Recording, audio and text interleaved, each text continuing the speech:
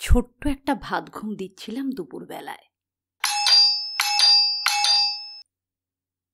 Calling বেলের তীক্ষ্ণ চিৎকারে তন্দ্রা দফা রফা। এই অসময়ে কি এলো রে বাবা! সুরভি তো রুটি টুটি করতে আসে 5টা নাগাদ, এখন তো সবে 3:15। ঝিমঝিম চোখে দরজা খুলেছে। কলাপসেবল গেটের ওপারে একজন মহিলা, বয়স্কা, প্রায় বৃদ্ধাই বলা যায়, বছর 60 তো হবেই। রোগাশোগা ছোটোখাটো গড়ন, পরনে তাঁতের শাড়ি, চোখে গোলাপি সেলুলয়েড ফ্রেমের চশমা, সিঁথিতে ডক ডক করছে সিঁদুর, সস্তার ভ্যানিটি ব্যাগ ঝুলছে কাঁধে। বেচতে এসেছে কিছু, নাকি সাহায্য প্রার্থী? স্বামীর অসুখ কিংবা মেয়ের বিয়ে? উফ! বেজার গলায় জিজ্ঞাসা করলাম, কি চাই? হাত জোড়ো করে নমস্কার করল মহিলা। আগে, আমার নাম প্রতিমা চক্রবর্তী, আমাকে মিতালিদি পাঠিয়েছেন। কি ব্যাপারে বলুন তো? আপনি নাকি ম্যাসাজ করার লোক খুঁজছেন? ও হ্যাঁ, মিতালিকে বলেছিলাম বটে। হিস্টেরেক্টমির পর থেকে শরীরটা কেমন ভারী হয়ে যাচ্ছে। উপসর্গও দেখা দিয়েছে নানা রকম, হাত পা ব্যথা, জয়েন্ট পেন, কোমরে যন্ত্রণা।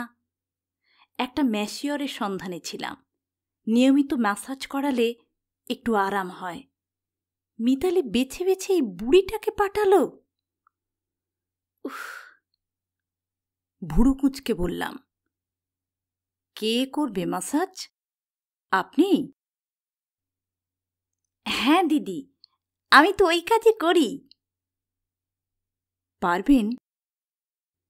দেখুন না করিয়ে, আমার হাতের খুব সুনাম আছে। একবার যারা করেছে তারা আর আমাকে ছাড়তে চায় না। তেমন একটা প্রবৃত্তি জন্মালো না, তবে মিতালি পাঠিয়েছে, ফেরানোও যায় না।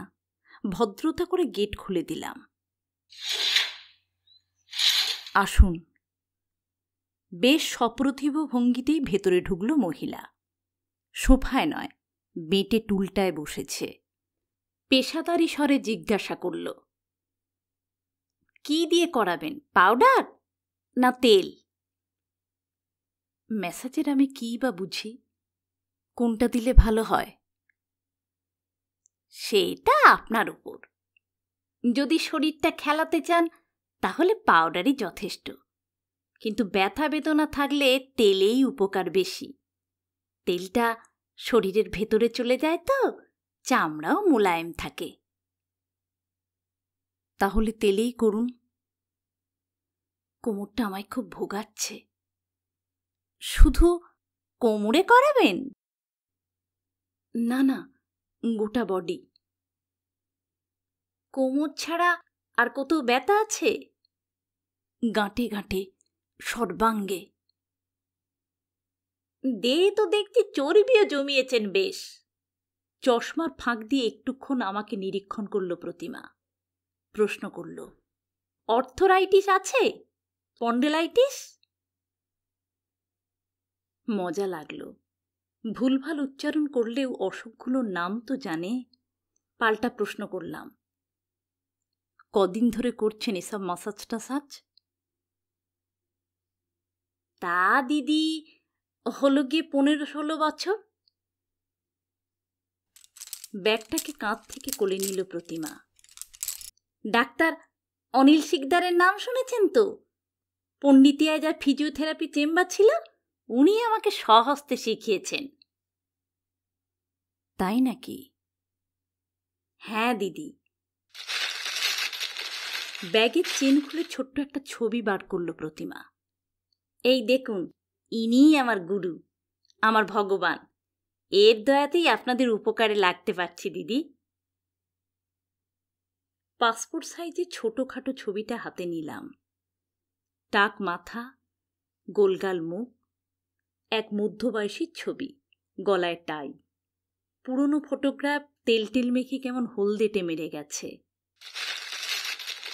ছবিটা ফেরত নিয়ে কপালে ঠেকালো প্রতিমা, যথাস্থানে রেখে বলল, তিনি তো মানুষ ছিলেন না, তিনি ছিলেন সত্যিকারের দেবতা।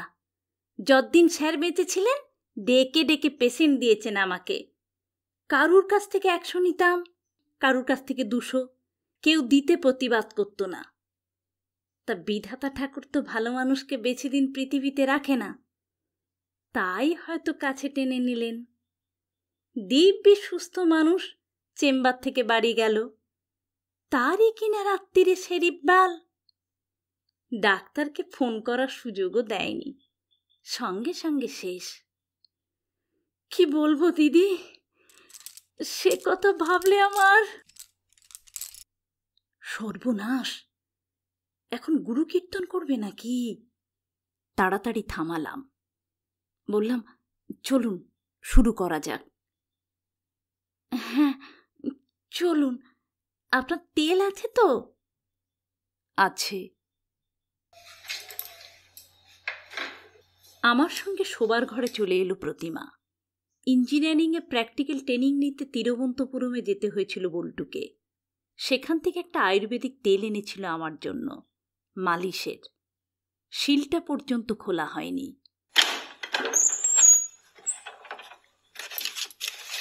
বোতলটা বের করে দিলাম প্রতিমাকে। উৎকট গন্ধ, তবে শোঁকার ধরন দেখে মনে হলো বেশ পছন্দ হয়েছে প্রতিমার।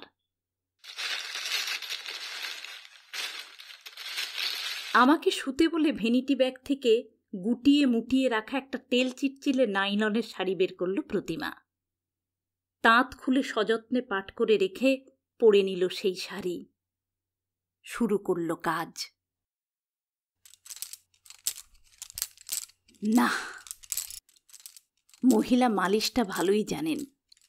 অনর্থক চাপ দিচ্ছেন না, দলাই মলাই করছেন না, স্নায়ু বুঝে বুঝে শিরা ধরে ধরে চমৎকার টান দিচ্ছেন।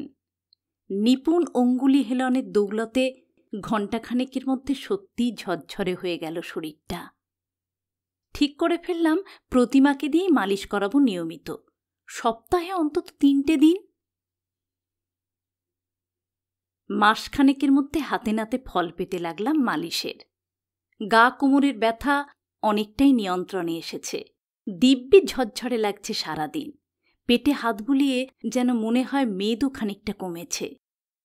ফ্ল্যাট বাড়ির 1 তলা 3 তলা করতে এখন আর অসুবিধে হচ্ছে না, হাঁপাইও না তেমন। প্রতিমা আমাকে কয়েকটা ফ্রি হ্যান্ড এক্সারসাইজও শিখিয়ে দিয়েছে, সেগুলো করি রোজ। প্রতিমাকে নিয়ে একটাই যা সমস্যা, বড্ড বেশি কথা বলে প্রতিমা। বকে বকে কানের পোকা বের করে দেয়। একদিকে আঙুল চলছে, অন্যদিকে মুখ। বুঝলে দিদি, গোবিন্দর বাপের খুব বড় কারবার ছিল, ধূপকাঠি। কারখানা তত বড় নয়, তবে লোক খাটত। চন্দন, মোগরা, গোলাপ, কত ফুলের সুগন্ধের ধূপ যে বানাতো গোবিন্দর বাপ।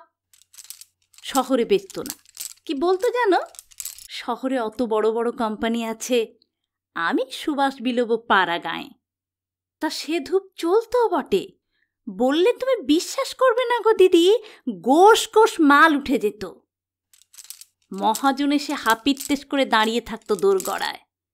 তখন আমার গায়ে গয়না উঠেছে, দামি দামি শাড়ি হয়েছে। সারা অঙ্গে মালিশের সুখ নিতে নিতে হয়তো আমি বেফাঁস প্রশ্ন করে ফেললাম, তা সে ব্যবসার হাল খারাপ হলো কেন? ব্যাস, সঙ্গে সঙ্গে লুফে নিয়েছে প্রতিমা। কপাল গো দিদি, কপাল। যে মহাজনদের পেট চালার ব্যবস্থা করে দিল আমার স্বামী, তারাই কিনা ঠকাতে শুরু করলো ভালো মানুষটাকে। মাল নিয়ে টাকা দেয় না, পয়সা দেয় না, শুধু ঘোরায়। সেও সাদা মনের মানুষ, গে জোড়াজুড়ি করতে পারে না। দেখতে দেখতে তরুণী ডুবল। মরার ওপর খাঁড়ার ঘা দিল এক কর্মচারী। গোবিন্দর বাপ তাকে ছেলের মতো দেখত, সে কিনা পেটি পেটি মাল চুরি করে হাওয়া। মানুষটার মনের অবস্থা তখন কি!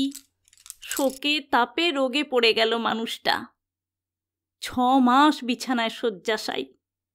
এদিকে তখন আমার ঘরে 3 কচি ছেলে। গোবিন্দর তখন গোপে রেখা গজায়নি। ওদের মুখে অন্ন জগাতে আমাকে নামতে হলো আয়ার কাজে। পেট কি লজ্জা ঘিন্না শুনবে বলো দিদি? অর্থোপেডিক হসপিটালে চাকরি নিলুম। দিনের পর দিন নাইট ডিউটি।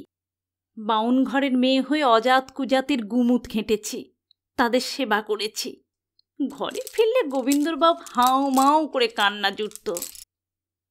তোমার কষ্ট আমি আর চোখে দেখতে পারি না মণি। হ্যাঁ গো দিদি, সে আমাকে মণি বলে ডাকে। আমার ডাকনাম বুচি, ও নাম তার একেবারে পছন্দ নয়। তা আমি তখন বলেছি, মন খারাপ করো না গো, জীবনে তো জোয়ার ভাটা আছেই। জোয়ারে টাকা এসেছিল, ভাটার টানে চলে গেল, কিন্তু তলার মাটিটুকু তো আছে। আমিই তো সেই মাটি। আত্মীয় বন্ধুরা পাশে নেই বলে দুঃখ করো না গো। জানালা খোলা পেলে সুখের পাখিরা উড়ে যায়। ঠিক বলেনি বলো দিদি? আমার মতামতের অবশ্য ধার ধারে না প্রতিমা ঠাকুরন। মালাই চাকিতে কায়দা করে হাত ঘোরাতে ঘোরাতে বলে যায়, গোবিন্দর বাপের ধাপটা কিন্তু একদম আলাদা গো দিদি।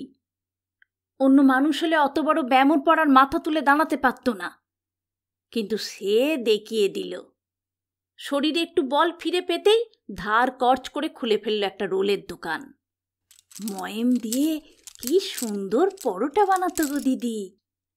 আমার স্বামীর হাতে শিক কাবাব যে একবার খেয়েছে সে মৃত্যু অবধি ভুলবে না। কোত্থেকে যে শিখে ফেলল সব। ভালো জিনিসের তো মার নেই। কটা মাস যেতে না যেতেই জমে গেল দোকান। খদ্দেরা দাঁড়িয়ে থেকে লাইন দিত। কিন্তু ওই যে বললাম, কপাল, সাদা মানুষের পদে পদে বিপদ। পাশে ডোলের দোকানটায় ভাটা পড়ল। সে লোক লেলিয়ে দিল। কয়েকটা মোদো মাতালকে লেলিয়ে দিয়ে হল্লা গল্লা করে ভেঙে দিল গোবিন্দর বাপের দোকান। আবার নৌকো ডুবি। তাতেও মানুষটা নুয়ে পড়েনি। এখন পুরি তরকারি বানিয়ে একটা ফ্ল্যাট বাড়ির সামনে গিয়ে বসে। খুব বিক্রি, বাবুরা সব চেটে পুটে খায়। ও অবশ্যই খুব বেশি মাল বানায় নেকো। ওই 1 ডেচকি সবজি আর 80-100টা পুরি, ব্যাস। বলে, আমাদের তো ভালো চলে যাচ্ছে মনি, কেন মানুষের বুকে হিংসা ডেকে আনি? শুনছ গো ও দিদি, ঘুমিয়ে পড়লে নাকি? মাথা খারাপ? ওই ধারাবাহিক কাহিনী স্রোতে ঘুমাবার জো আছে? তার উপর সে কাহিনী যদি হয় গোবিন্দর বাপের মতো এক লড়াকু মানুষের, যে কখনো হাঁটতে শেখেনি। শুধুই স্বামীর নয়, পরিবারের অন্যান্য সদস্যদের গল্প শোনাতেও ছাড়ত না প্রতিমা। ছেলেদের গল্প বলতে গিয়ে বিহ্বল হয়ে পড়ত আবেগে। কি বলবো গো দিদি, জননী হয়ে বড় মুখ করে বলতে নেই। আমার 3 ছেলে মা মা করে আকুপাকু করে সারাক্ষণ। এখনো জানো তো, গোবিন্দর লেখাপড়ায় খুব ভালো মাথা ছিল। ইচ্ছে করলেই 3-4টে পাস দিতে পারত। শুধু মায়ের খাটুনি চোখে দেখতে পারবে না বলে পড়াশোনায় জল ঢেলে দিল। বলল, ABCD অ আঁকা শিখে গেছি মা, যোগ বিয়োগ গুণ ভাগ করতে পারি। আর বেশি দিগ্গজ হয়ে লাভ কি আমার? তার চেয়ে 2টো রোজগার করে তোমার হাতে যদি দিই। 15 পুরোতে না পুরোতেই ছেলে আমার নামলো পাঁপড়ের ব্যবসায়। বড় বাজার থেকে কাঁচা পাঁপড় কিনে এনে এই বয়সে দিনে 20টা টাকা 30টা টাকা করে কামাতো রোজ। রমরমিয়ে চলতো গো দিদি। তা সে ব্যবসা অবশ্যই চলল না শেষ পর্যন্ত। বাবার হাল দেখে ব্যবসায় ঘেন্না ধরে গিয়েছিল। শেষে বলল, পুরোতগিরিটাই করি। নিজের কাকা বেয়ালায় পুরোতগিরি করে, তার সঙ্গে লেগে থেকে সব শিখে নিল পুজো আচ্চার কাজ। বিয়ে, শ্রাদ্ধ, অন্নপ্রাশন তো আছেই, তাছাড়া দুর্গাপুজো, লক্ষ্মী পুজো, সরস্বতী পুজো, শনি, সত্যনারায়ণ, কিছু না কিছু তো লেগেই আছে 12 মাস। চালটা কলাটা মিষ্টিটা নিত্যদিন ঘরে আসে। এই তো গত শ্রাবণের আগের শ্রাবণে বিয়ে দিলেম ছেলের। ব্যানার্জি ঘরের মেয়ে গো দিদি। আমার বাপের বাড়িও ব্যানার্জি কিনা, তাই বেছে বেছে শাণ্ডিল্য মেয়েই আনলাম। ঠকিনি গো দিদি, বউ আমার মতোই খাটিয়ে। এই যে আমি রোজ বেরিয়ে আসছি, বউ আমার রেঁধে বেড়ে থালা সাজিয়ে বসে থাকবে। গেলেই বলবে, মা গো তুমি আগে চারটি মুখে দাও, তারপর অন্য কথা। গোবিন্দর বাপ তো মা লক্ষ্মী বলতে অজ্ঞান। বলে, ভালো ছেলে গব্বে হয় মনি, ভালো বউ আসে ভাগ্যে। দেওর দুটোকে বৌমা একেবারে জাদু করে রেখেছে গো দিদি। আমার গোপাল নিতাই মাকে যদি মানে 16 আনা, তো বৌদিকে 8 আনা, না না 12 আনা।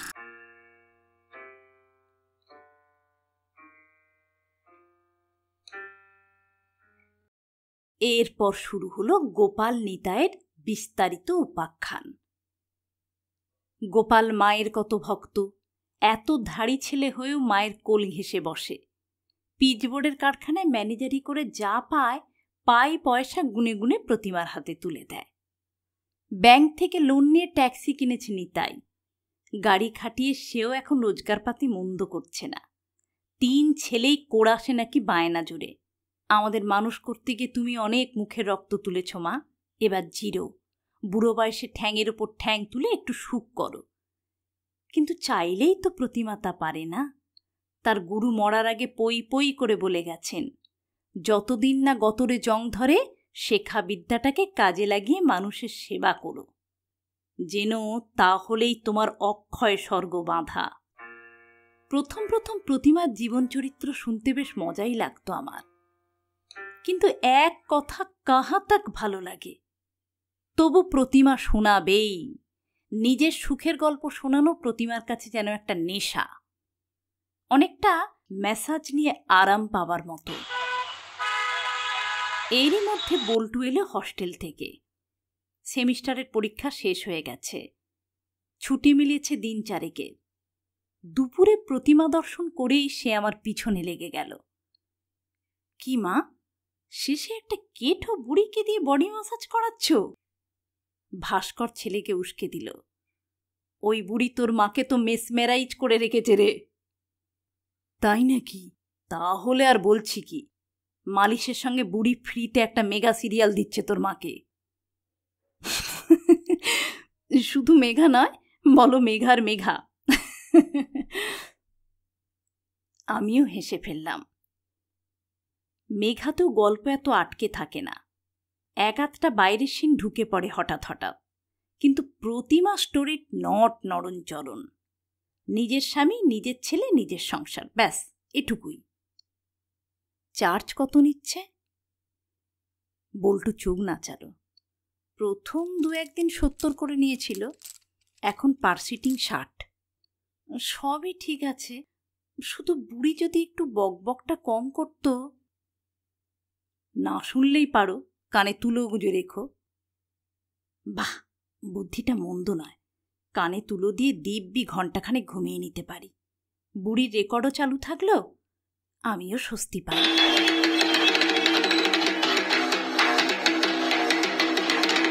পুজোতে দিন কয়েকের জন্য বেড়াতে গিয়েছিলাম আমরা পাহাড়ে, দার্জিলিং, গ্যাংটক, পেলিং। প্রতিমারও কদিন ছুটি ছিল। লক্ষ্মী পুজোর পরের সপ্তাহ থেকে আসার কথা ছিল ফের। কালী পুজো পেরিয়ে গেল, ভাইফোঁটা গেল, তবু তার দর্শন নেই। একটু ভাবনায় পড়ে গেলাম, অসুখ বিসুখ করল নাকি? বুড়ি তো কামাই করে না বড় একটা। এবছর পুজো পড়েছে দেরিতে, ঠান্ডা পড়ে গেছে অল্প অল্প, চামড়াতে টান ধরেছে, শরীরেও কেমন একটা ম্যাজম্যাজে ভাব। এমন সময় ডুব মারল প্রতিমা। আরও 2-1 দিন দেখে মিতালিকে ফোন করলাম। এই, বুড়ির কি হয়েছে রে? আমার বাড়িতে আসছে না যে বড়? মিতালিকে ঈষৎ ভাবিত বলে মনে হলো। জানি না রে, এখানেও তো দেখা নেই। খোঁজ নিয়েছিস? কাকে দিয়ে খোঁজ নেব? ওকে তো জুটিয়েছিল আমার রান্নার মেয়েটা, সে তো পুজোর শাড়ি নিয়েই ধা। মহা ফ্যাসাদ হলো। বুড়ি যেন কসবার কোথায় থাকে না? হ্যাঁ হ্যাঁ, রথতলায়, তোর বাড়ির সামনেই সুদক্ষিণা নামে একটা হাউজিং কমপ্লেক্স আছে না, তার পিছনে। খুঁজতে যাবি নাকি ওকে? ভাবছি, দেখি 2-1 দিন। খোঁজ পেলে আমাকে রিং করিস, বলিস আমিও ওর ওপর খুব চটে আছি, এরকম করলে ভবিষ্যতে আর নতুন ক্লায়েন্ট দেব না।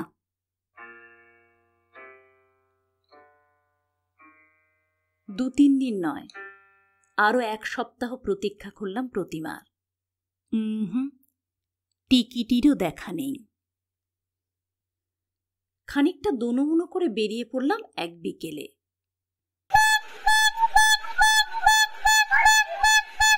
রিকশো নিয়ে রথতলা।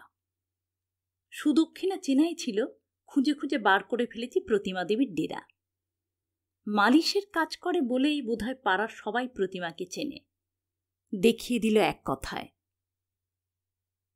12 ঘর, 1 উঠোনের বাড়ি, লম্বা টানা বারান্দায় সার সার ঘর, মাথায় কালচে টিনের চাল, দেওয়াল টেওয়ালগুলো মোটেও পদের নয়, সর্বাঙ্গে কেমন একটা বস্তি বস্তি ভাব।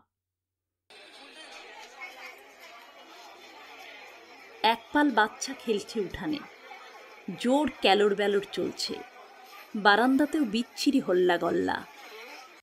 এক মাঝবয়সী মহিলা অশ্লীলতম ভাষায় গাল পাড়ছে কোন এক অদৃশ্য প্রতিপক্ষকে, তাকে ঘিরে মজা দেখছে 5-7 জন মেয়ে। থতমত খেয়ে গেলাম। এমন একটা পরিবেশে থাকে প্রতিমা? কথাবার্তা শুনে তো অন্যরকম মনে হয়েছিল। আমাকে উঠোনে দেখে চিৎকার থমকেছে হঠাৎ। খিস্তির ফোয়ারা ছোটানো মধ্যবয়সী বউটাই এগিয়ে এলো। কাকে চাই? আমতা আমতা করে জিজ্ঞাসা করলাম। প্রতিমা চক্রবর্তী এখানেই থাকেন? প্রতিমা? চোখ পিটপিট করল মহিলা। মালিশ দিদি? সে তো এখন নেই, হাসপাতালে। কেন, কি হয়েছে তার? ওমা, ওর আবার কি হবে? মরতে বসেছে ওর বেয়াক্কেলে বর। আরে ওই লোকের জন্যই তো মালিশ দিদি হাসপাতালে হত্যে দিয়ে বসে আছে। ওমা, সে কি? প্রতিমার স্বামী খুব অসুস্থ? ডেকে আনা অসুখ, মদ খেয়ে খেয়ে লিভার একেবারে ঝাঁঝরা করে ফেলেছে গা। পুজোর সময় থেকে বাড়াবাড়ি চলছে, তাও ঘরে রেখে চিকিৎসা করেছিল মালিশ দিদি। গতিক সুবিধের নয় দেখে কালী পুজোর রাতে হাসপাতালে ভর্তি করল। এখন জমে মানুষের টানাটানি চলছে। আমি হতবাক। আরও কয়েকটা বউ ঘিরে ফেলেছে আমাকে, নানান বয়সের। ঘুরে ঘুরে তাদের দেখছি। অল্প বয়সী একটা বউ বলল, ঠিক হয়েছে, বুড়োর উচিত শাস্তি হয়েছে। বামুন হয়ে চাড়ালদের মতো চুল্লু গিলবে, ধম্মে সইবে কেন? বুড়ো এখন ভালোয় ভালোয় মরলে হয়, মাসি এখন মরা খেকোর হাত থেকে বাঁচে। এই বয়সেও এক গাল গিলে এসে কি মারটাই না মারে মাসিকে। বউ সারাটা জীবন খেটে খুটে এনে খাওয়ালো, আর উনি তার বুকের ওপর বসে ফুর্তি করে গেলেন। অস্ফুটে বললাম, উনি কি সব করতেন না? কি সব পুরি টুরি বেচতেন? ঘোড়ার মাথা, বেচত ঘুগনি, তাও মাসি কাজে বেরোনোর আগে সকালে বানিয়ে দিত। আর হাঁড়ি ভর্তি ঘুগনির টাকা উনি চুল্লুর থেকে উপুর করে আসতেন। পাজির পা ছাড়া কাকে বলে? যা বলেছ, সারাটা জীবন প্রতিমা দিদিকে জ্বালিয়ে পুড়িয়ে খাক করে দিলে গা লোকটা। ধূপের কারখানায় লেবার খাটত, চুরি করে ধরা পড়ে চাকরি খোয়ালো। প্রতিমা দিদি একটা মোগলাইয়ের দোকানে কাজ জুটিয়ে দিল। চুল্লু গেলে নিজের মালিকের দোকানে ভাঙচুর করলো শয়তান। ভাগ্যিস প্রতিমা দিদি মালিশটা জানত, তাই বুড়ো এ জীবনে উতরে গেল। মালিশের কাজ তো হালে শিখেছে প্রতিমা দিদি, 10-15 বছর হবে। আগে আয়ার কাছে কি খাটুনিটাই খেটেছে দিদি। দেখেছি তো, দিনের পর দিন ডবল ডিউটি করেছে, রাতের পর রাত বাড়ি ফিরছে না, ধুকছে। ঘরের এতগুলো প্রাণীর মুখে একলা অন্ন জোগানো চারটিখানি কথা। পাশ থেকে এক বৃদ্ধা বলল, তা ছেলে তিনটেও তো কম বেইমান নয়। যে মা অত কষ্ট করে বড় করল, তার মুখেও কেমন লাথি মেরে দিল। ডানা গজাতে না গজাতেই তো উঠছে বাবুরা। কি কাণ্ড! ওদের কথার মাথা মুন্ডু কিছুই বুঝতে পারছি না আমি। মস্তিষ্কে গেঁথে যাওয়া ছবিটা কেমন তালগোল পাকিয়ে যাচ্ছে। ভ্যাপাচাকা মুখে বললাম, ছেলেরা মায়ের সঙ্গে থাকে না? দূর দূর, যত সব কুলাঙ্গার। মা স্কুলে ভর্তি করে দিল, যে যার মতো পড়া ফাঁকি দিয়ে রাস্তায় খেলে বেড়াচ্ছে। গোবিন্দটা তো মার আঁচল থেকে পয়সা নিয়ে সিনেমা দেখতো লাইন দিয়ে। ন্যাড়ার বাবা কতদিন সচককে দেখেছে। ওই বড়টাই তো সবচেয়ে বজ্জা, হাড় হাড়ামি। ভাব করে এমন একটা বউ আনলো, উঠতে বসতে ঠান্ডা শাশুড়ির গালে ঠোনা মারে। খেতে দিয়েও ভাতের থালা মুখের সামনে থেকে তুলে নেয়। আমরা আশেপাশে না থাকলে ওই বউয়ের হাতে পিটুনি খাওয়া কপালে থাকতো প্রতিবাদী। গোবিন্দ বউ নিয়ে ভিন্ন হয়ে যাবার পর প্রাণে বেঁচেছে বেচারি। স্বামীর হাতে তাও 2-4 ঘা সহ্য হয়। ছেলের বউ যদি... বাকি বেটা দুটো কি দেবতা নাকি? এ বলে আমাকে দেখ, তো বলে ও বলে আমাকে। এক পাতা খেয়ে পড়ে থাকে, তো 60টা খেলে পয়সা ওরা একজন। ছোটটা তবু দয়ামা আছে বলে মনে হয়। ট্যাক্সি চালিয়ে যা পায় মায়ের হাতে 2-4 পয়সা ঠেকায়, তার চেয়ে 5 গুণ বের করে নেয় গো। এই তো সেদিন বাপের অসুখে মার কি জেরবার দশা, তার মধ্যে টাকা চেয়ে পায়নি বলে মায়ের হাত মুচড়ে ধরল নিতাই। ভাবো কি পাষণ্ড শয়তান।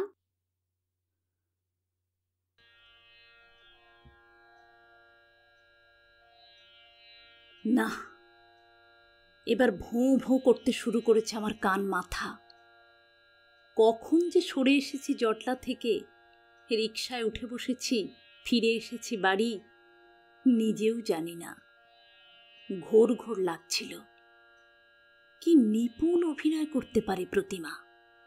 কেমন চমৎকার সাজিয়ে গুছিয়ে একই মিথ্যে বলে যেতে পারে দিনের পর দিন। দৈন্য ঢাকতে চায়, লুকিয়ে রাখতে চায় নিজের অসহায়তা। কিন্তু কেন? সত্যি বললেই তো বরং বেশি মায়া বাড়বে মানুষের। আশ্চর্য মহিলা তো।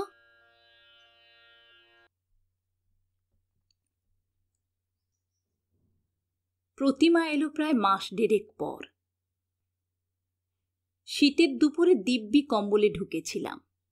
কলিং বেলের আওয়াজে উষ্ণ আমেজটুকু খান খান। প্রতিমাকে দেখেই ছ্যাঁত করে উঠল বুকটা। ও, আরো শীর্ণ হয়ে গেছে প্রতিমা, আরো বুড়িয়েছে।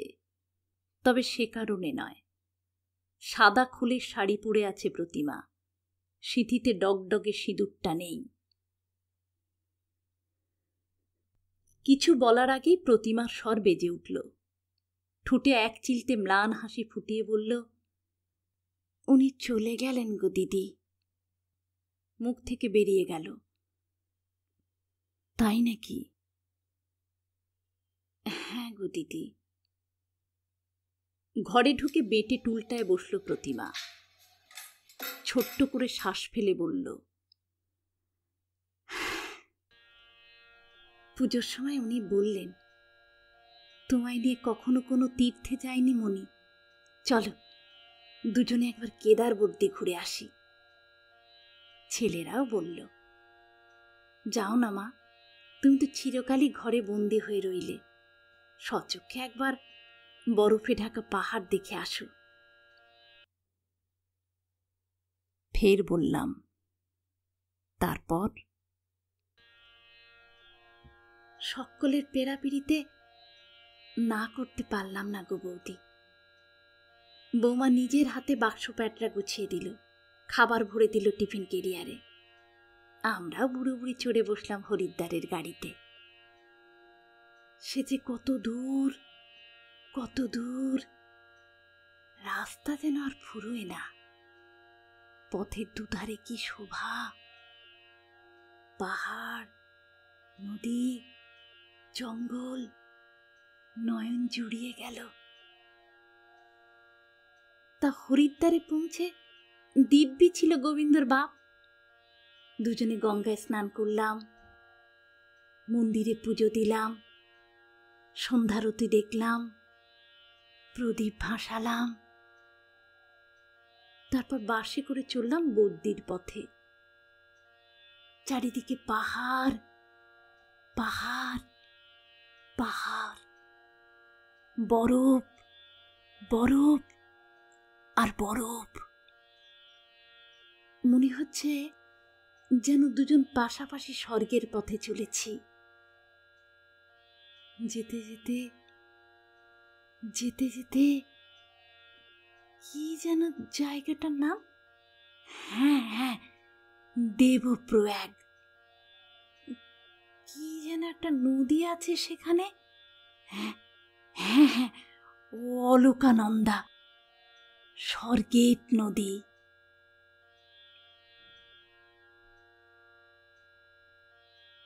শীতল ধারার পাশে দুজনে মুখোমুখি বসেছি। হঠাৎ বুকে ব্যথা উঠল গোবিন্দর বাপের। একবার শুধু আহ করলে, পরক্ষণে আমার কোলে মাথা রেখে শেষ।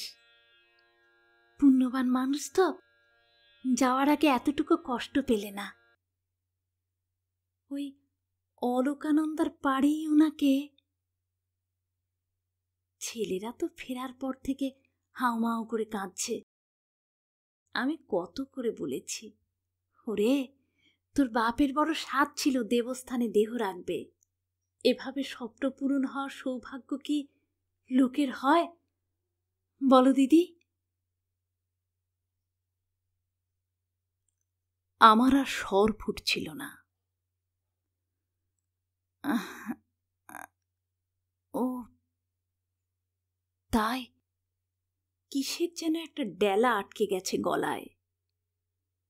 মিথ্যে নয়, মিথ্যে নয়, মোটেই অভিনয় করছে না প্রতিমা, করেনি কোনোদিন। স্বপ্নের মালা গাঁথছে প্রতিমা। হ্যাঁ, স্বপ্নের, যে স্বপ্নগুলোকে নিয়ে প্রতিমারা বেঁচে থাকে আজীবন।